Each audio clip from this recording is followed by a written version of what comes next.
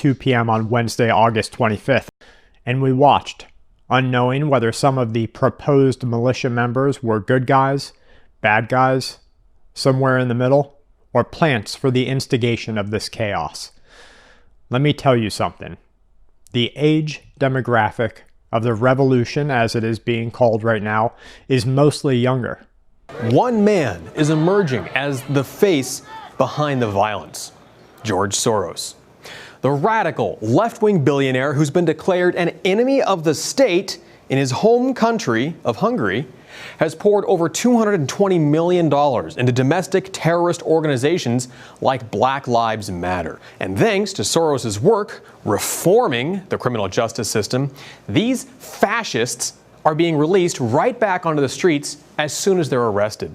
And to do that, he's literally buying district attorneys in cities across the nation. Let me tell you something. The age demographic of the revolution, as it is being called right now, is mostly younger. And let me tell you why that's such a good thing. You see, a government can push the emotions of children.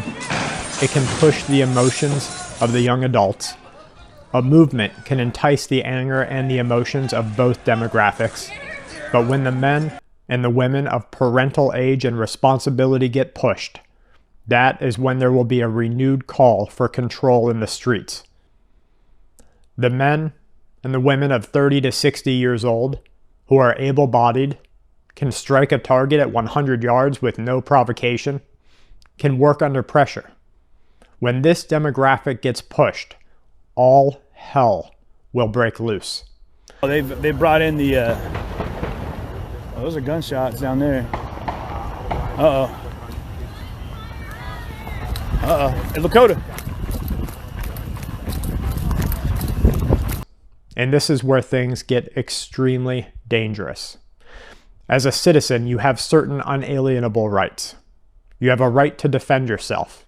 That is, of course, unless you are defending yourself against a controlling figure like the police. And in many cases, you have the right to arm yourself, as the young man in last night's most-watched street fight was. He was placed into a position that certainly could have put him in fear for his life, though a prosecutor will say that he put himself into that position. He used a tool that he was obviously trained with to move back 5 attackers with apparent lethal force. From individuals having put him on the ground, another one drop-kicked him, and still another attempting to remove his tool from his hands, and still more hitting him with a weapon. He used a tool that he had trained with to move his attackers back before turning himself into police.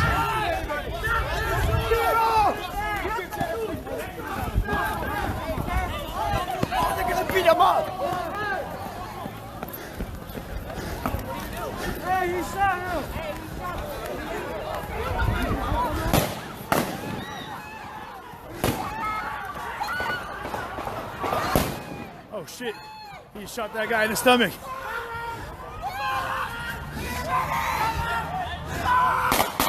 Oh shit, people are getting shot all around us. People are just getting shot everywhere, guys.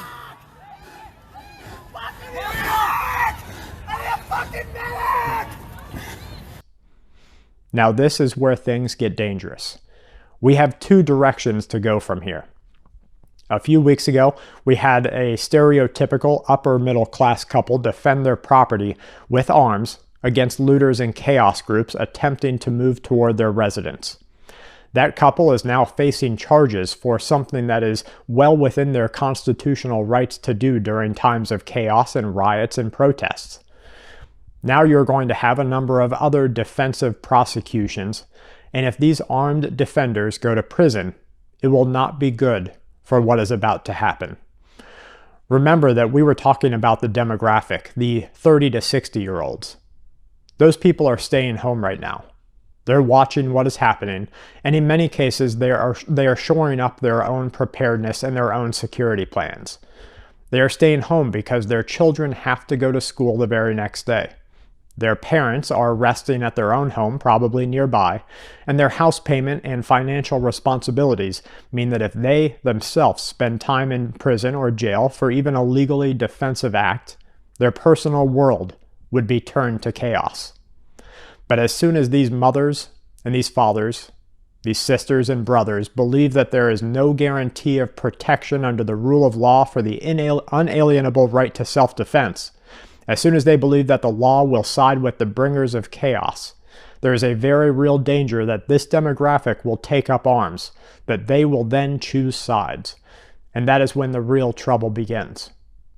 In every armed revolution, in every uprising, in every prolonged bout of social chaos and discontent, as soon as the people with real things to lose get involved, it always ends in a crimson flow on the streets, and the gutters of America will end in that crimson flow if this chaos continues unabated for some time.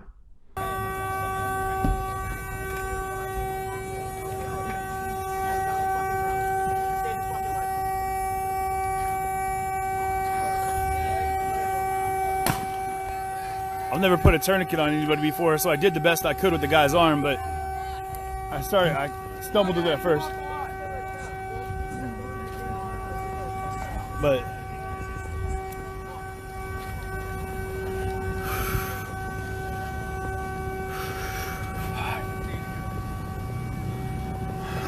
fuck! Come on, man.